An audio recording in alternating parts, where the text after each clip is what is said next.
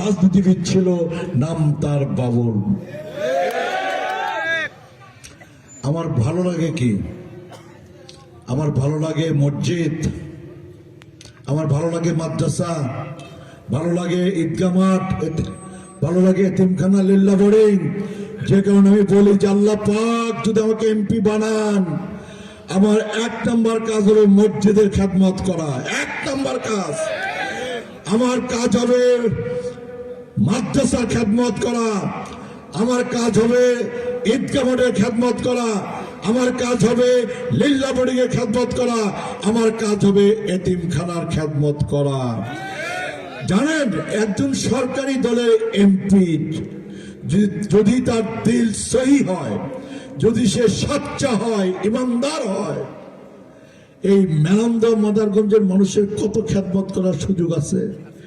যদি সে চোর না হয়, দুর্নীতিবাজ না হয়, লুটপাটকারী না হয়, যদি খেদমত করতে চায়, তাহলে সরকারের এত খাত আছে যে আমাদের মেলান্দহ মাদারগঞ্জের সকল মসজিদের কাজ 5 বছরে করে ফেলা সম্ভব।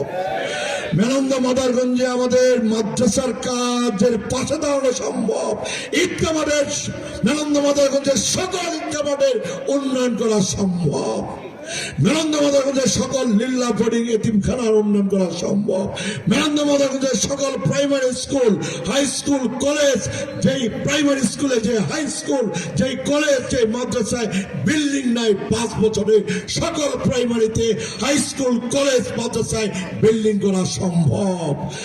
আমাদের যে রাস্তা দিয়ে চলাচল করা যায় না, আমরা চলতে পারি না, ফিরতে পারি না, গাড়ি চলে না। এখনো অনেক এলাকা আছে যে এলাকায় পাকা রাস্তা নাই, পোল নাই, কালভার্ট নাই। একজন সরকারি দলের এমপি যদি উনি চান, তাহলে এই 5 বছরের মধ্যে সকল কাঁচা রাস্তা পাকা করা, সকল ভাঙাচোরা রাস্তা সংস্কার করা, চলাচলের উপযোগী করে তোলা সম্ভব। আর আমি কি বলি? আমি বলি যে বিগত 17 বছরে অনেকের চাকরি হয়েছে,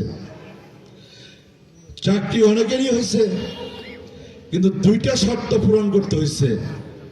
1 নম্বর শর্ত হয়েছে রক্তের গ্রুপ, যেটাকে আমরা ব্লাড গ্রুপ বলি।